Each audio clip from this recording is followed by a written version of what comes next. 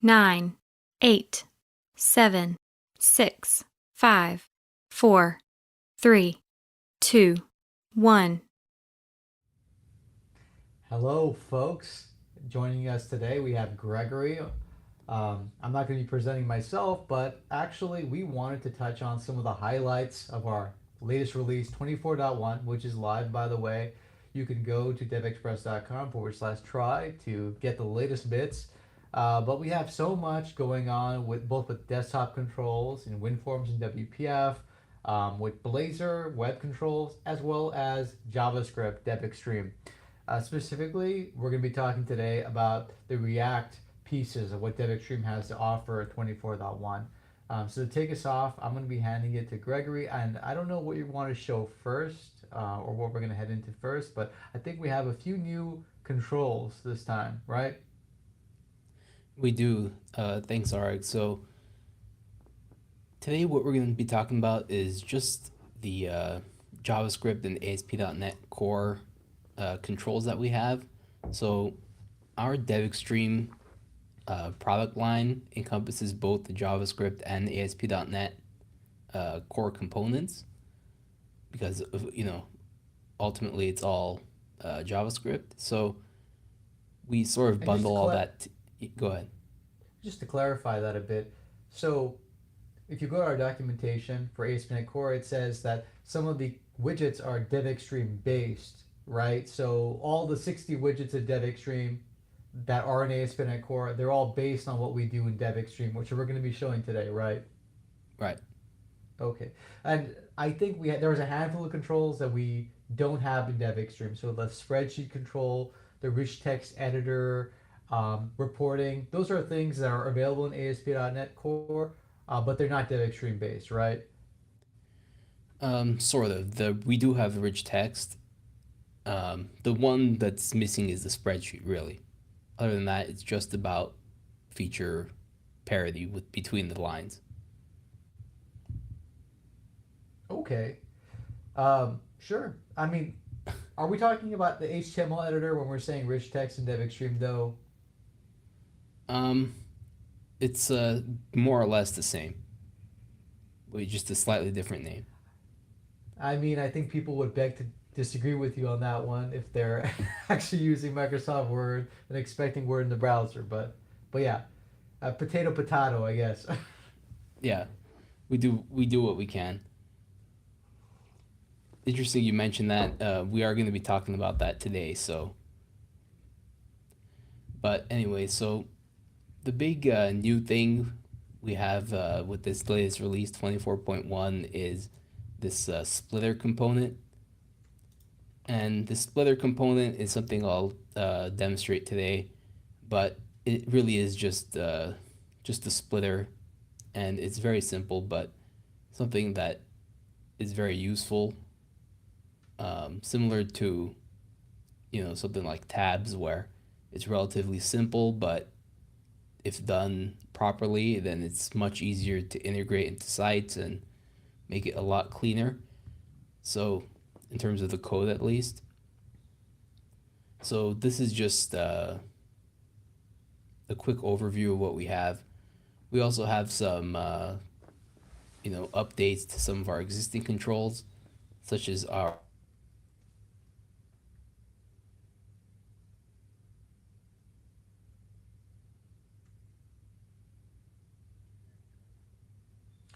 Yeah, so I don't know if Gregory's having some audio problems, but he's just going over some of the new releases in 24.1. And while I think Gregory's getting that sorted out, I'm just going to be talking for a bit. So we are going to be actually doing a live showcase of the new splitter control. There are a few other new functionalities that you're going to have access to with the 24.1 release. I mentioned earlier that a lot of what we are updating in DevExtreme you could access through other platforms as well. So anything that says DevExtreme based in our documentation. So Blazor and Blazor and ASP.NET Core are both one of those two platforms where we have DevExtreme based widgets. So anything that's basically completely client side is going to fall in that category. The reason being that we didn't really reinvent the wheel. And again, apologies. I think that we're having some sort of stream issues, but we're getting that sorted out right now. Yeah, one moment here, please. Um, I don't know if I need to leave, but I think that I'm coming in fine to the audience, so it's not a problem. All right. So I want to just reprise a bit about kind of what DevExtreme based means.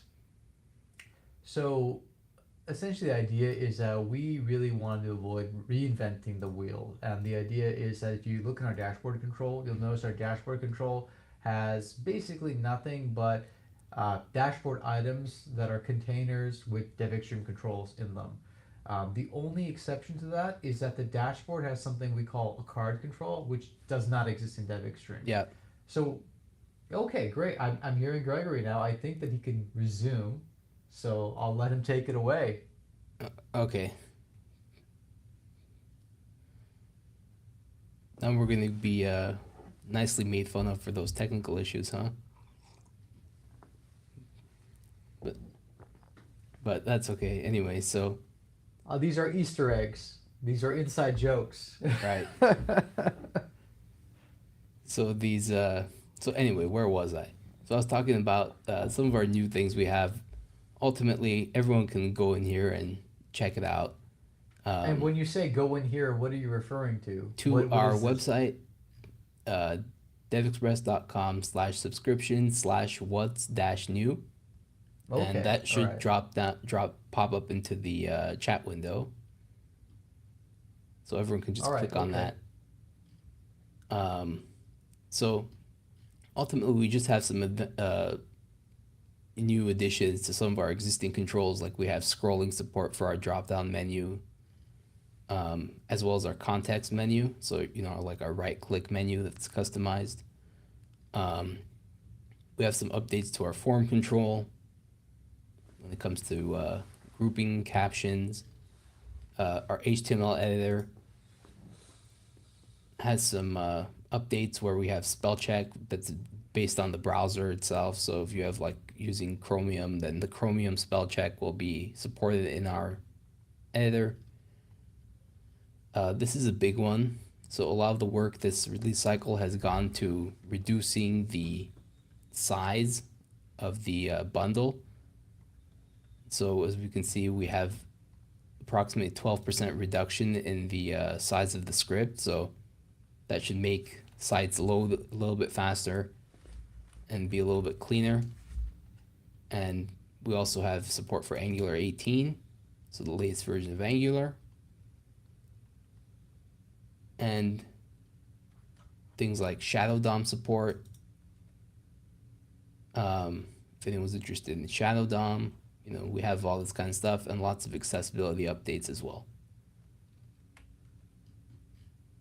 So, and this is just for ASP.NET Core, which I won't touch on today. Anyway, so Sorry, I just want to. I'm kind of not a spa guy at all, so kind of enlighten me here, or indulge me here for a moment. So Shadow DOM is a thing that React kind of brought into the space, right? So Shadow DOM before this didn't exist at all in Angular. So this is the change, right?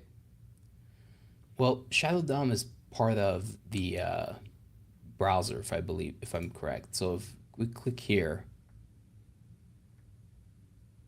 we can see the MDN docs. Okay. So it's more part of the actual HTML of the page. But if you can see here, you see this section creating a shadow DOM. It's more just JavaScript rather than dependent on which framework you're using.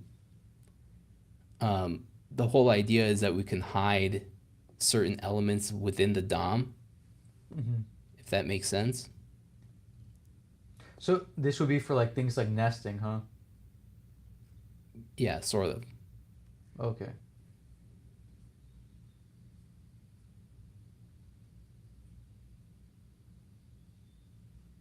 So it looks like we have a new question. I'm gonna just read it out loud so everyone on this recording knows about it. So it was XAF related functionality.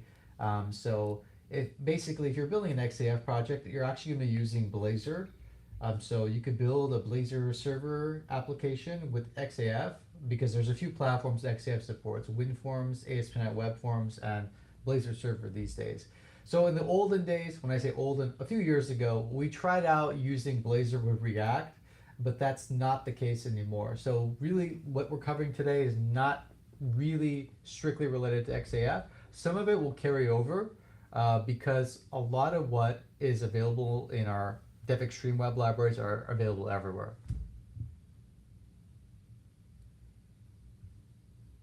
Yeah, I'll be posting a link as well for the person asking that question so you can see what's new. But anyway, please continue, Gregory. Yeah, so the XAF, again, in our What's New section, we can see XAF there, and we can see everything that's new here. Specifically to XAF, of course, with Blazor, we have a lot of new components for Blazor in general, so all of those, of course, can be used with XAF if you're using Blazor. WinForms, we have a massive library that can be used, and we have a number of updates there as well.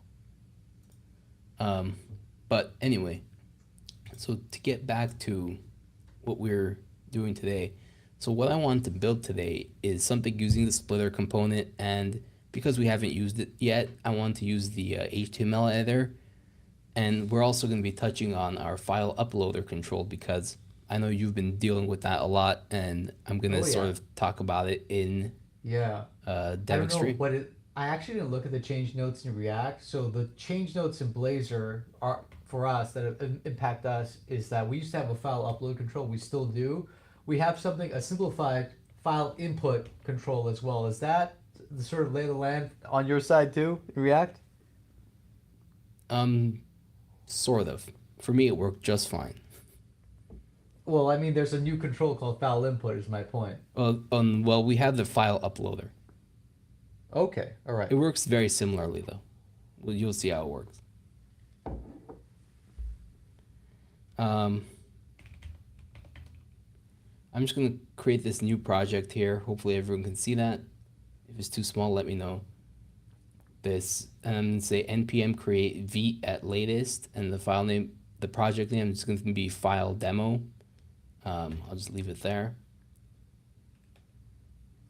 And I'm going to create a React app, and I'm just going to go ahead and select TypeScript, and I'm going to cd into that folder, clear the screen, and say npm install, and we'll just wait for that to be done.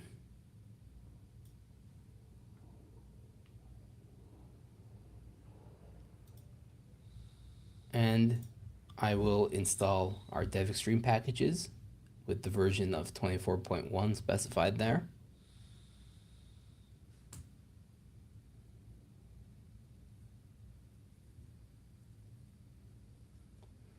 And I will also need some other packages. So I need this package called diff and another one called DOM purify. And I'll talk about what these are when we get into it. But I'll just go ahead and install these now just so it's a little bit quicker for us. And also I need to say npm install, or I'll clear the screen first, -- save - dev at type / diff and at type / DOM purify. So these two packages I'm installing, I just need the types for those so I don't get any errors with TypeScript. And I can open up this project. And the first thing I'm going to go ahead and do is jump into the package.json, make sure everything looks okay. And it does. I'm going to add the host flag onto the dev script there so we can expose it over the network. And for our body tag, I'm going to add the class of dx-viewport so our style sheets will be working correctly. Finally, I'm going to jump into the scripts. I'm going to delete this assets folder, jump into our main.tsx file. I'm going to delete index.css because we're not going to be needing it. And I'm going to import our DevExtreme style sheet.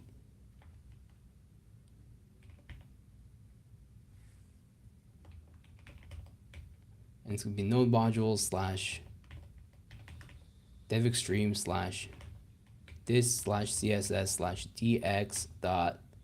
I mean, what theme do you think we should use? You know, we've been using light themes an awful lot. Why don't we use like Material Dark or something like that? Material dot. You want to use? Let's just use the blue. Yeah, I don't know what material options we have, but sure. Yeah, the blue. We have pretty much every color we have in both light and dark modes, but the blue, it's kind of the classic color, of course. We can go ahead and close these. And what I can do here is jump into our app.css first of all and delete everything in that file. Jump into our app.tsx, delete everything in here just about.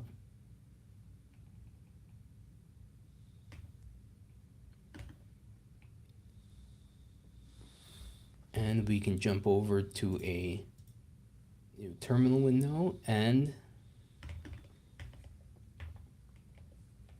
start this app with npm run dev.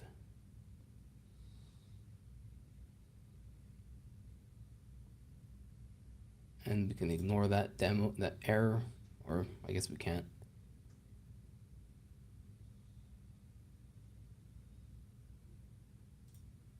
Do you maybe need to run another npm install to have that file? I don't know.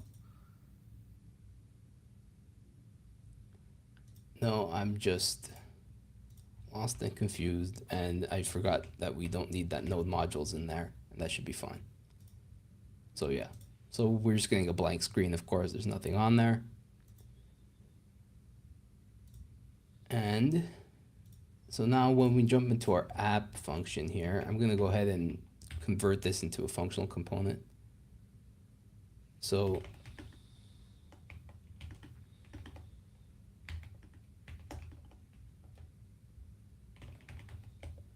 and we'll let Copilot do its thing.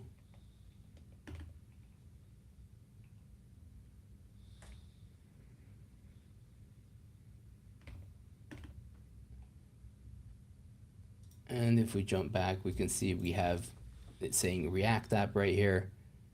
Of course, again, the style is not going to be applied yet just because we don't have any DevExtreme elements. Once we add some, it will automatically add all the styles to the entire page. Once, you know, we get those class names in there and all that. So what we're going to do in our app file here is, first of all, I'm going to import useState because we're going to be needing that in a second. I'm going to be importing our splitter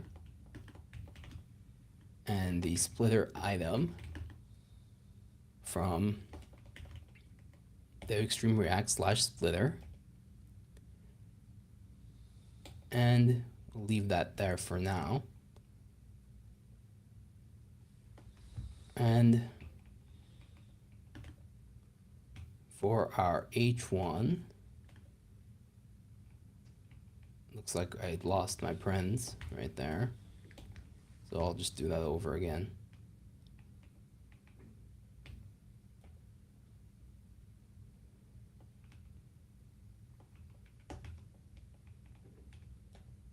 I will add my H1 back.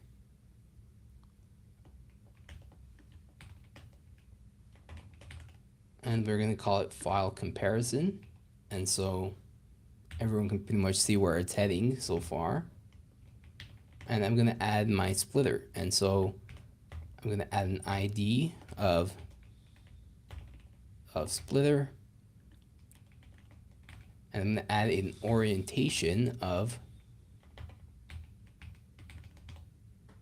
horizontal, just like this.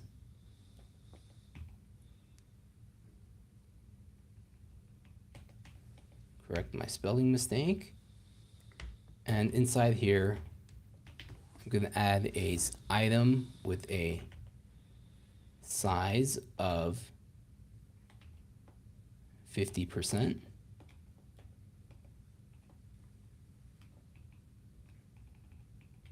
And I'll do the same again down here. And inside here, I'm going to give it a div with a class name of file split. And inside here, I'm going to give an h2 of file1, and then I'll go ahead and copy this and paste it down there and change that to file2. Also, I'm going to mention that I'm using the Nord theme here, in case anyone's curious. So I was using... It is very using... pretty, I gotta say. Your setup is always top notch. Yeah, it's not bad. Here, I'll make it a little bit bigger so everyone can see a little bit better, just in case.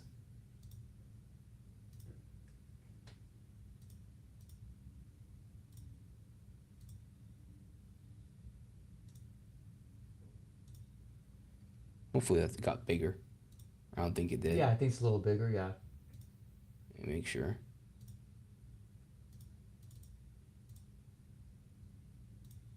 Okay, that's definitely bigger.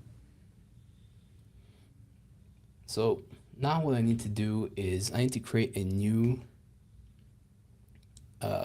file here called file editor.tsx. And let's go ahead and create that really quickly.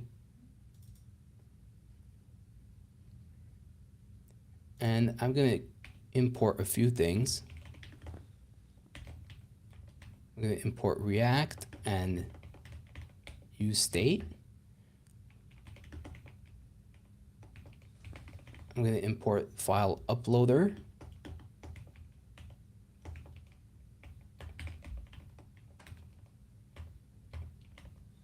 And file uploader types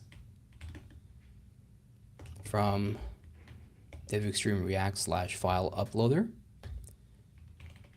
And I'm going to import HTML editor and item toolbar and edit HTML editor types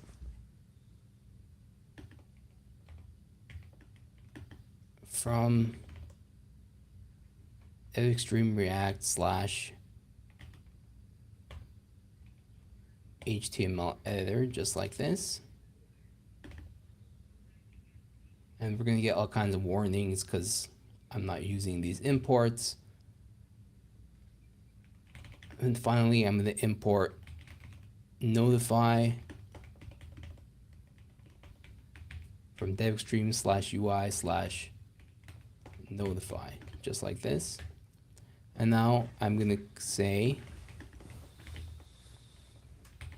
const file editor with a React functional component. I'll add the type in a second. So that's going to be our return type.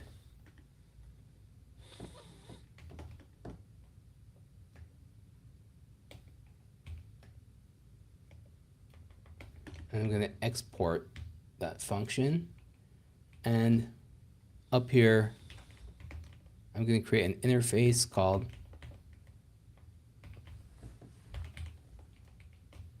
file editor props.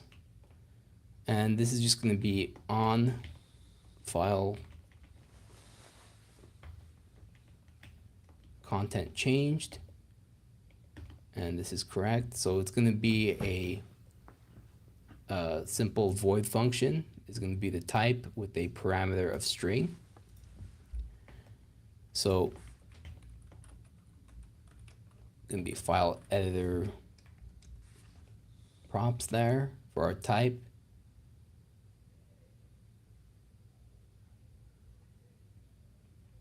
And this is supposed to be react.fc for functional component.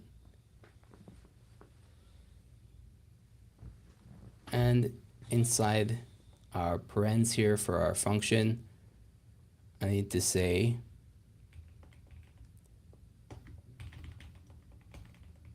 on file content changed.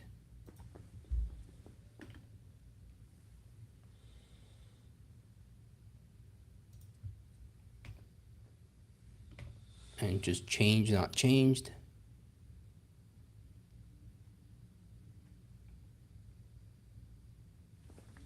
And I will add our return statement here. And in our return statement, I'll go ahead and create a div just like that. And I'll make another div in there just so it's nicely formatted. And this is just giving me all kinds of weird errors just because I haven't done it yet. But that's okay. So like I'm getting a thing that says on file content changes defined but never used, you know, those kinds of things. But we can ignore that for now. So inside this first div, what I'm going to go ahead and do is say file uploader and on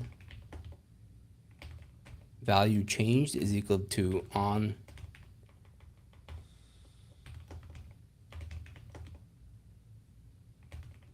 value changed, just like this. I'm going to say select button text is select file, and upload mode is going to be use form. So I just want to ask a question that immediately came to my mind. So Yeah. this file upload process that we're handling, do we have to hand this off to an existing controller to actually upload the file, or how are you doing the processing?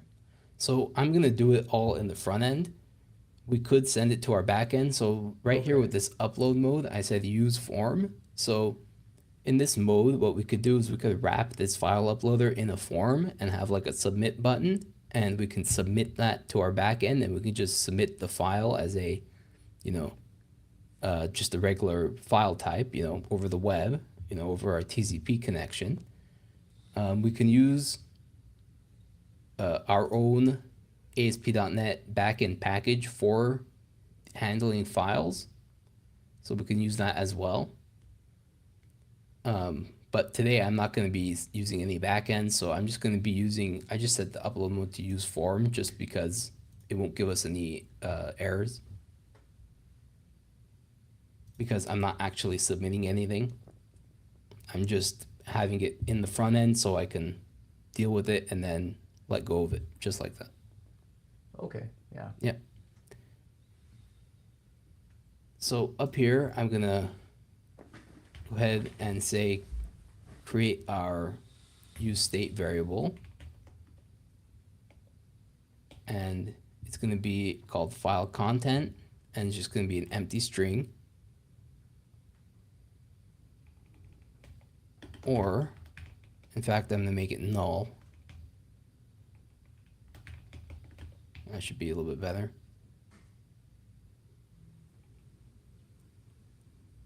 And up here, I'm going to create that on value changed function. And it's going to be e file uploader types value changed event.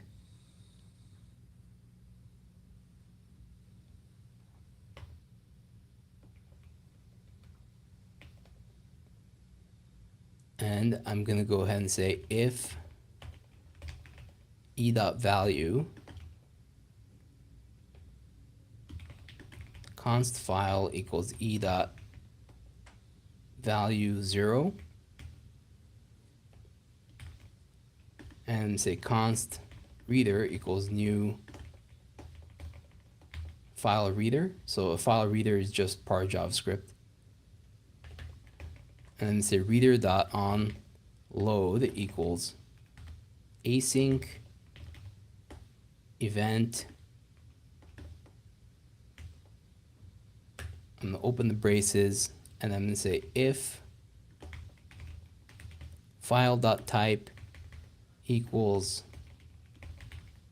application/PDF. I'm going to say that we don't support PDFs, sorry. And I'm going to use our notify component, so we have a little toast that says PDF files aren't supported.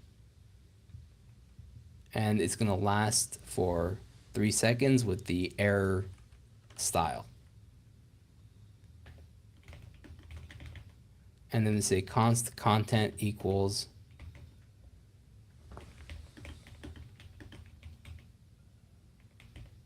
PDF files are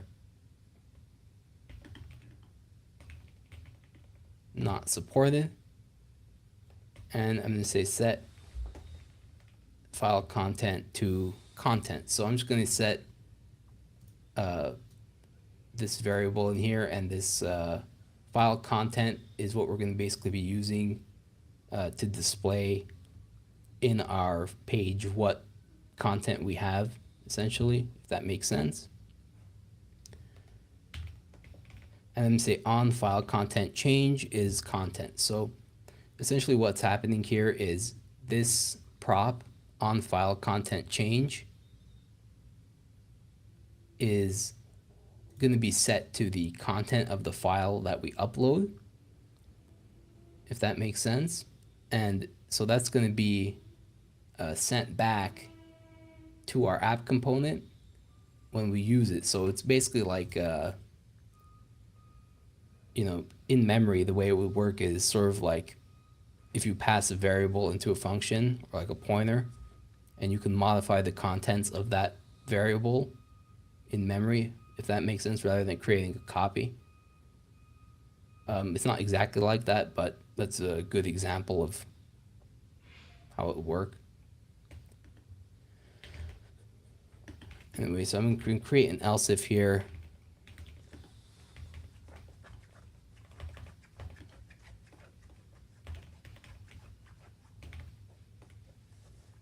And it's going to be text/plain.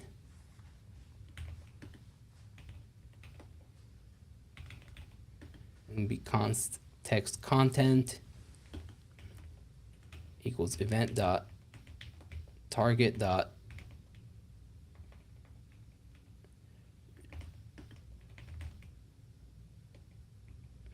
it looks like Mark's here. Hi, Mark.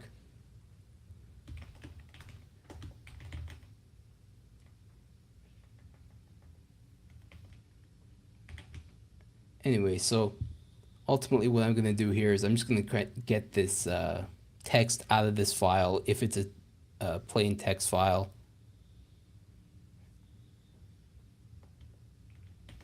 And it's going to be HTML content equals text content dot replace. And what I'm just going to go ahead and do is replace the new line characters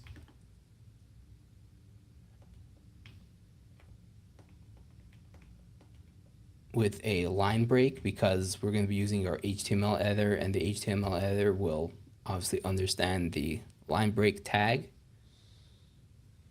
And I'm going to set the file content variable and the on file content change variables. And what I'm going to do is I am simply going to copy the rest of this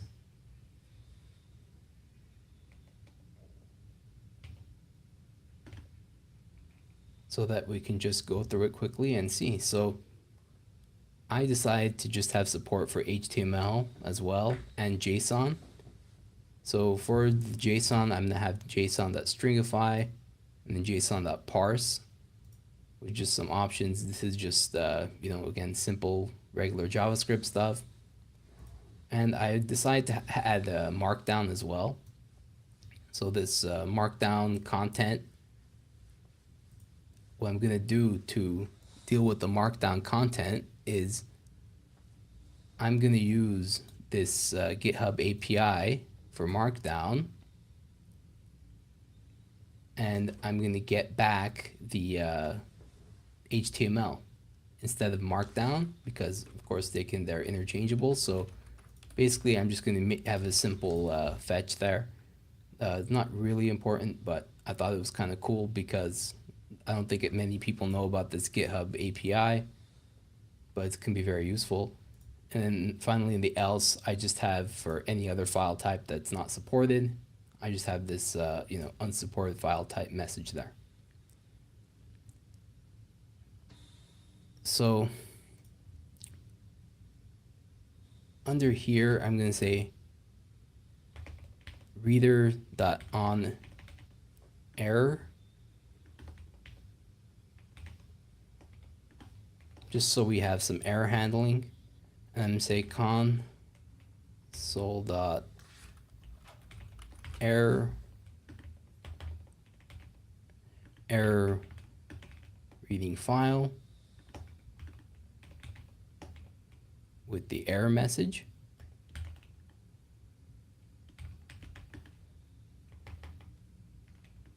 And the content, I'll say error reading file again, and the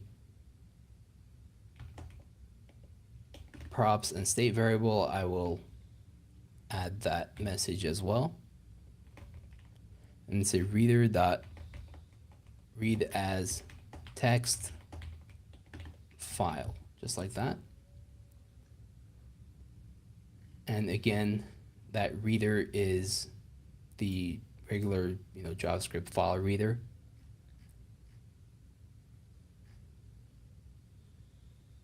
And so down here under our file uploader, I'm going to say HTML editor with a height of 500 pixels, just like that. And the value I'm going to set to file content or just an empty string. And the onValueChanged property is going to be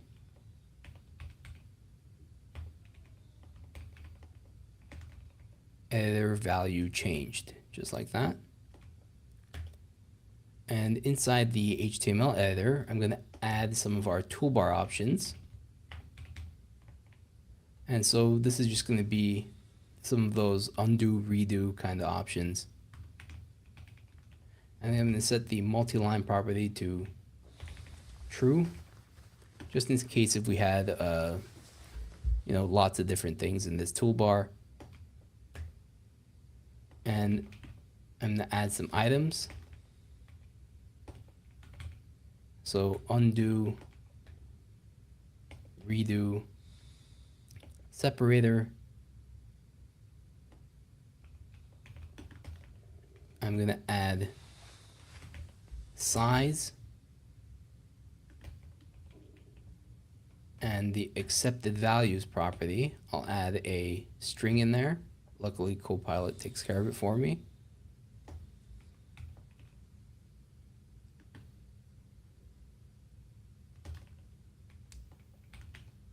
And I'm going to say font there, and I'm going to add some, simple fonts there as well. Another separator, add some bold, italic, strike through, and underline options. And I'll stop there, but we have a lot more, and I'll just format that so hopefully it's a little bit easier to read. It might not be.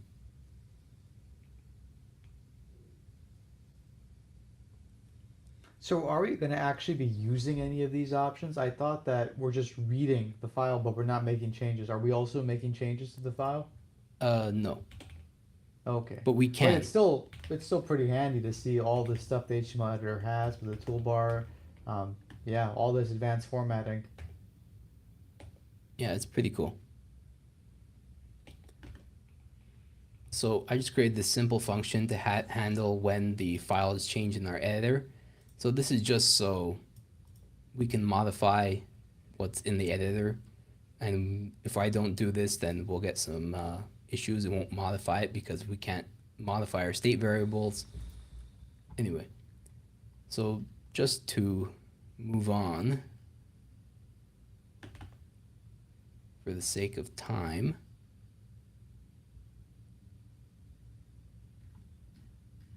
let's see what this is complaining about.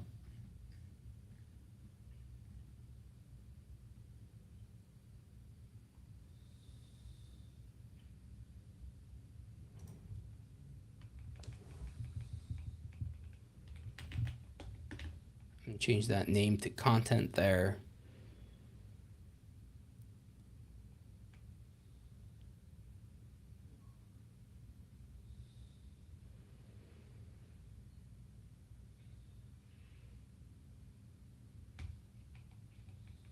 I'm going to change this to on file content change instead of changed with a D. So we get rid of that error there. And if we jump back into our app file, we should see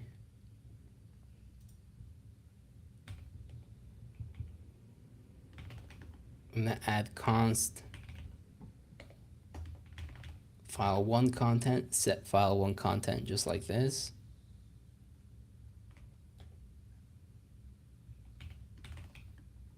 And const file2 content. And I'm going to set it to an empty string instead of null because it's never going to be null. And in our HTML here, inside these items, I'm going to say file editor on file content change is set file1 content. And this one, I'm just going to say file2 content. And I'll just import that file editor file that we created just there, that component we were just working on, of course. And under the splitter here, I'm going to create a new class called div table with an h2 of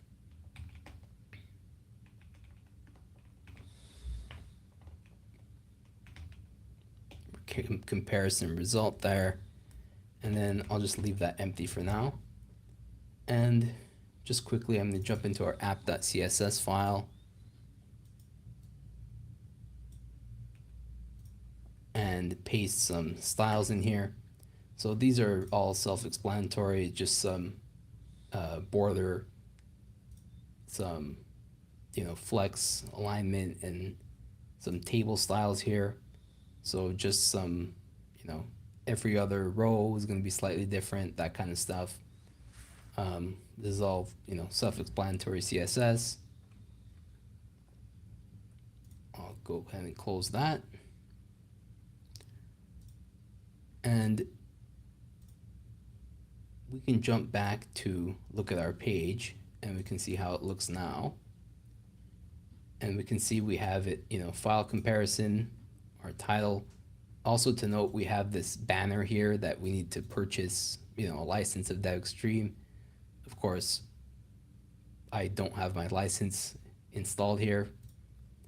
And for those of you at home who are wondering what you have to do, there's a license key that you're going to get for whatever major version you're using. So if you're using 24.1, you have a different license key than 23.2, but you just plug that in to our API. We have documentation links explaining it, but you just basically plug in your license key. There's no network call made to our servers, but basically locally, client side, it will be validated, and both the banner and any browser dev tools console messages will be removed. So you'll get basically a completely clean view like we're looking at right now. Yeah, so it'll be nice and easy. So as we can see here in the middle, we have our splitter here. So it's very nice and easy to use. I'm gonna move this off the page for a second.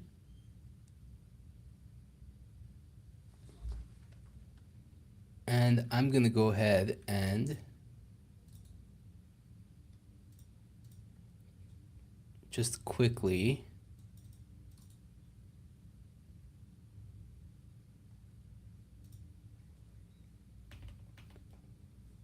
create a quick test document.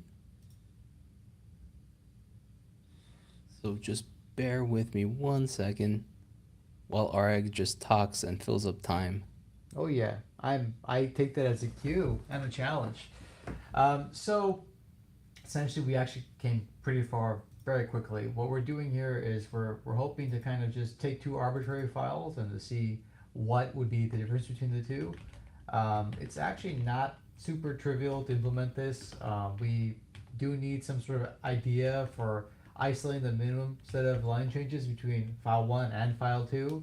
But once you do that, it looks basically like what you get with like your git diff or with a vim diff. So you'll see basically, line whatever on the left hand side has been removed, and then on the right hand side we'll see the additions, for example. So that's typically how we handle file diffing. The other point worth mentioning is that we kind of have two upload controls here. You're probably not going to be having that in the real world UIs. But I think it makes it somewhat clear that essentially there's no real requirement that these are the same file by metadata. These are essentially just two different blobs of lines, and we're checking each line for quality. The cases where they're not, we're basically saying, this line's been removed, the other one's been added. So there's that as well. Yep, you're just about right. Okay, so Yeah. correct us where we went off base here. I'm not sure what you did. So for the file diff, I haven't gotten to that yet, Okay. but I'll get to it soon.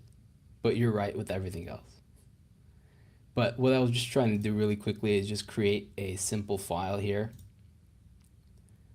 just so we can test this out. I forgot to do it earlier. So this is just a simple text file I created. And I'll just create the same one, and I'll just use the same file. So we can see we have it now in our HTML editor here.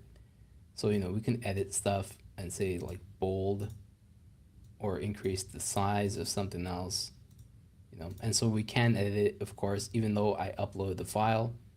And just so just to clarify, because I myself have this as a question. So when you're making these changes, you're basically submitting Markdown to our editor. That it's not hitting that API you were talking about. That's totally unrelated, right? yes, well, this is just our HTML editor. So if we had drilled down into this,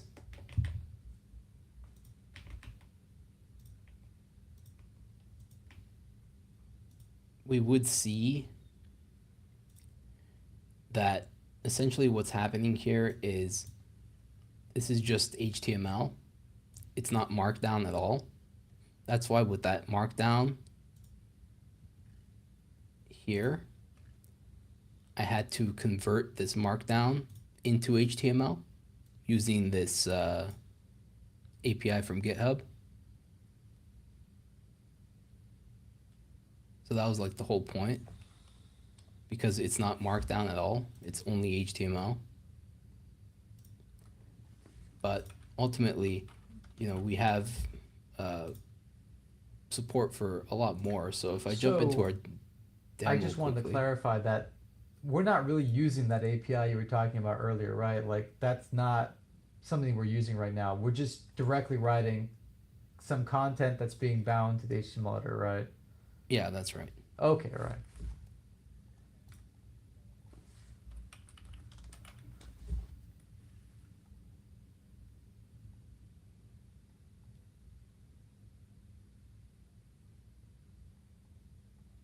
So we got a question about Next.js. So we have So a question. Yeah, I think we Greg can should use be answering this. Next.js. For what we're doing here today, it's faster just to use Vite, but we can use Next.js. I've actually been planning on using Next.js soon, but Next.js is perfectly fine as well. Again, in case anyone isn't aware, so React isn't actually a framework. React is technically a library.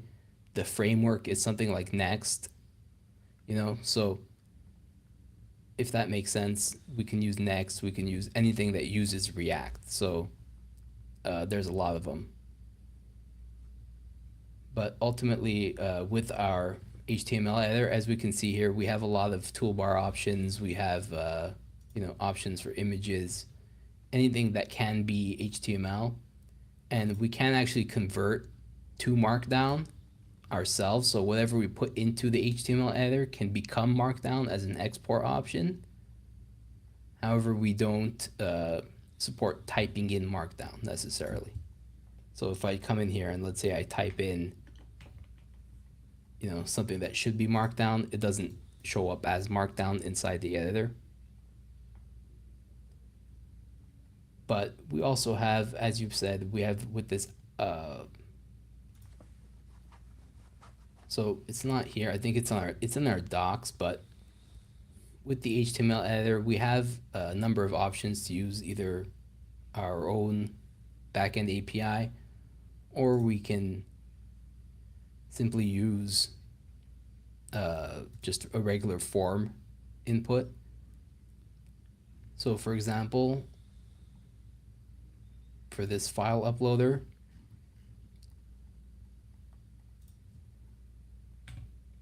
I'm going to go ahead and log the file. So if I refresh this page and I open this up again and I go to the inspector and I open up this file, we can see we have that file there and we can see the information. So I hope that kind of answers your question, Areg, where this is basically we can just see the file uploaded into the front end. Yeah. I think I was a little bit confused if we're hitting an API on the way there or not, but it looks like it's what you described. It's basically just it gets submitted to the client side and it's stored in local storage and bound directly to the HTML editor. Yeah, exactly. And so now looks like we're kind of short on time, but I'll get through this quick. Luckily we have time. And so I'm just going to create a new file here called file diff.tsx. I'll open that up. And what this file is going to be is this is just going to be our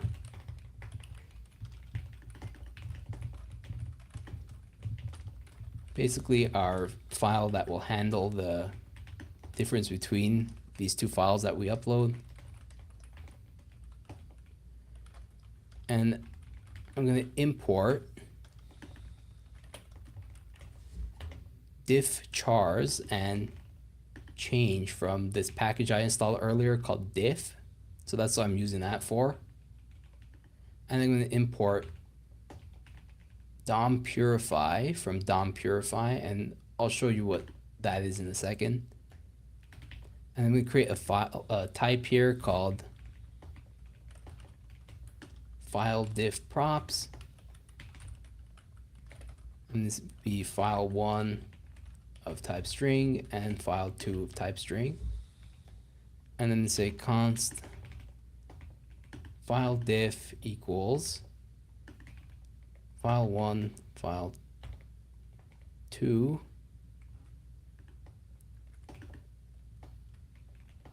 file diff props. I'll create my function here.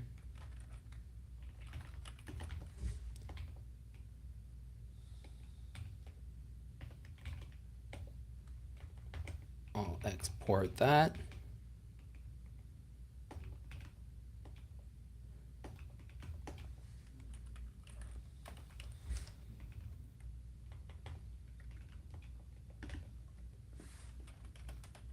And first what I'm going to do is say diff, and diff is equal to useState, and the type here is going to be this change type. So this is just going to be a function part of this diff library. Of course, if anyone's interested, you can look at the docs for that library and see what it's all about. Basically just the easy way for us to do, you know, pattern matching kind of, and find the difference between these things. I'm going to create a use effect here.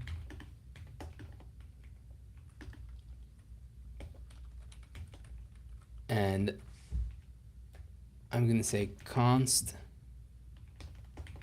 clean file1 is equal to dompurify.sanitize file1, and this is going to need some options. And then say allowed tags is nothing, so we get rid of all the tags. And clean file2, again, do the same exact thing. And down here I'm going to say const diff is equal to diff chars clean file1 and clean file2 dot filter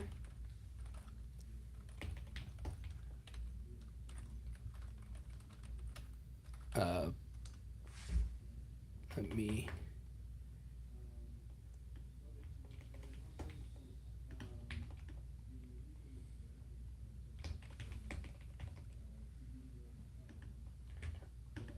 so for my editor config, So I let am Gregory keep using- typing, and I'll let Gregory keep typing, and I'll just describe what's going on. So actually, we have, or Gregory has, a set of dot files he's already published on GitHub. So we can post a link to that, so you can reproduce everything you've seen.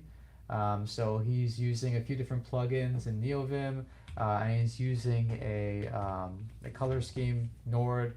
In addition to some other fancy stuff like the terminal options that he has. But I think that Gregory right now is probably trying to speed through getting this functioning and working. I'll actually pull down while he's doing that and busy with that. I'll actually pull down his dot files so we can post it in the chat. That's actually a pretty straightforward thing. my dot files aren't going to be there. Oh, okay. Yeah, I completely redid it and I didn't post it. Okay, all right. So Anyway, this is but a super I secret. can. Anyway, I can. I'll show you when we're done with this. It's actually very simple. So basically, my NeoVim config is just AstroVim, and I have some custom options just for linting and stuff, and like GitHub Copilot, that kind of thing. And again, the Nord theme, and that's about it. I didn't do much customization. I kind of got away from doing my own config, and it just got kind of annoying to kind of have to constantly go in there and mess with stuff. Also, when it comes to my terminal, I'm using Tmux, so that's why I have this down here. And again, I'm using the Nord theme for Tmux, using the Tmux plugins or whatever it's called. But yeah, and it's just ultimately I just copied some other people on Reddit and YouTube and whatnot. But yeah, that's about it for my config. It's fairly stock, actually. And right now, when you're coding, are we connected to a remote machine, or is this running locally on your box? This is on a remote machine, so Okay.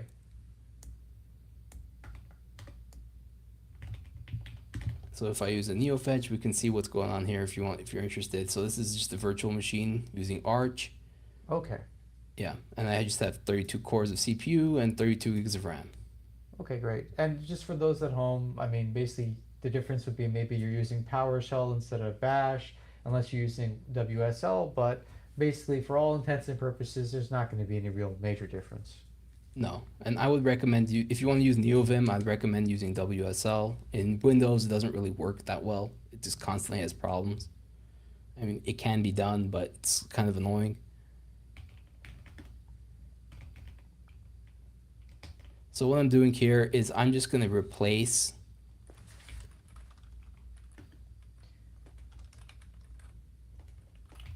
the new line characters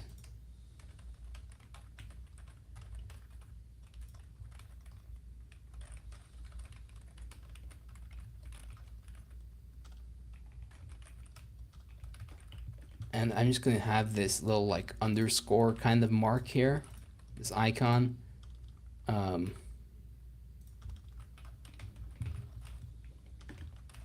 And essentially what this function down here, this format value function is going to do is just that, just going to format the value more or less. And I accidentally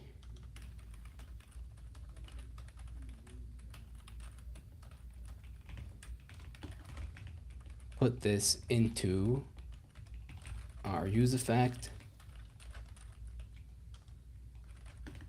where it should have been outside of it.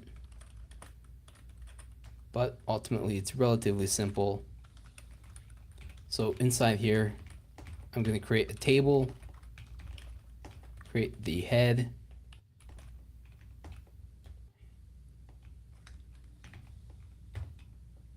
and then create a header with value. I'm going to change it, this second one to added and the third one to removed. And underneath the head, I'm going to say tbody. And in here, I'm going to say diff.map part index, an arrow function, open up my parentheses, tr key of index. Inside here, I'm going to say td format value part.value.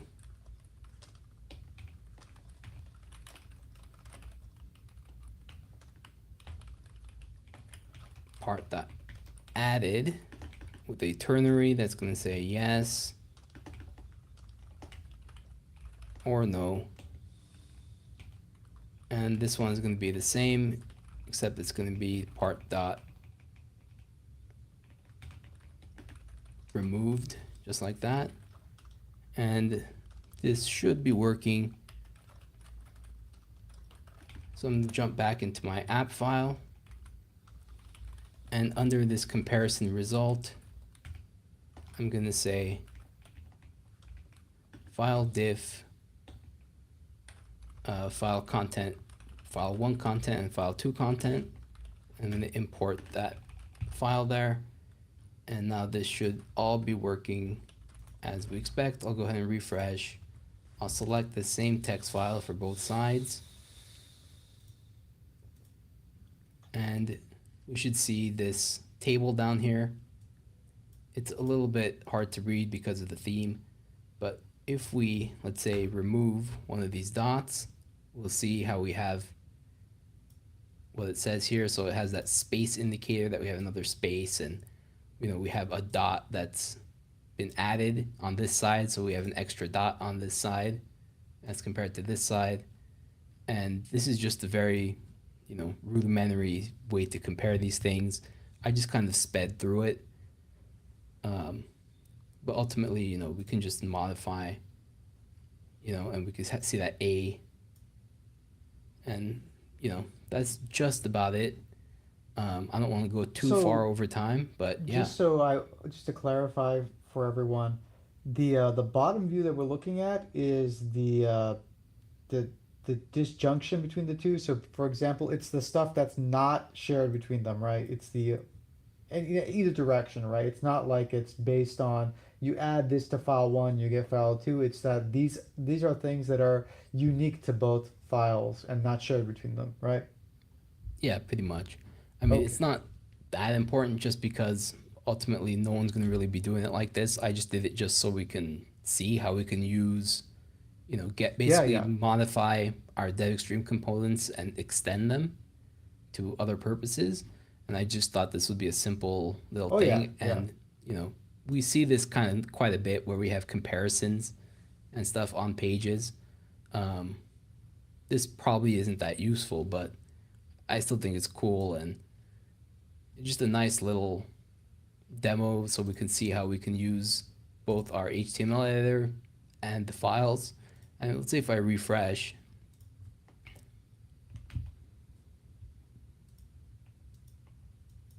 and if I just start typing, and then see how it says test, and see how it says removed. That's just because it's not in this side, if that makes sense, because Yeah, yeah. that's the way the direction it's going. Ultimately, I mean, it's very simple. The colors are a little off. So Yeah, if I forced you to I, use material blue. yeah, if I go to my style sheet, I can modify this color a little bit. Um,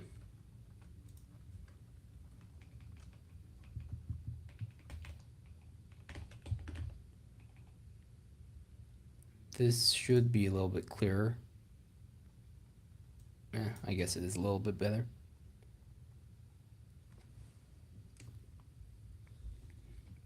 But I mean, ultimately, it's a really simple little demo we have. And again, the file uploader here. And we can drag and drop files also. Important to know, as it says here, drop a file here. So that can be used too. But ultimately, it's a fun little way we can try out both the HTML editor and the file uploader and use them Yeah, in it's a cute little conjunction. demo. I mean, we didn't really lose ourselves with the algorithm here that you actually would use, but I mean, that's not really important. What is important is the interactivity elements here. So we got upload control, we got the HTML editor, we got our splitter control. So we did quite a bit. We also have the theming as well. So I want to thank you, Gregory, for running us through those steps. These are things you previously couldn't do 20 before 24.1 hit. So the splitter would not have been an option before 24.1. But everything you saw today, you can actually do with our trial version. So there's really no limitation. It's fully functional. And I think that's all she wrote, actually. So thank you, Gregory, for doing all of that for us. And I think we're going to be posting a few links on the description for the video here based on what people were asking. But everyone, please take care.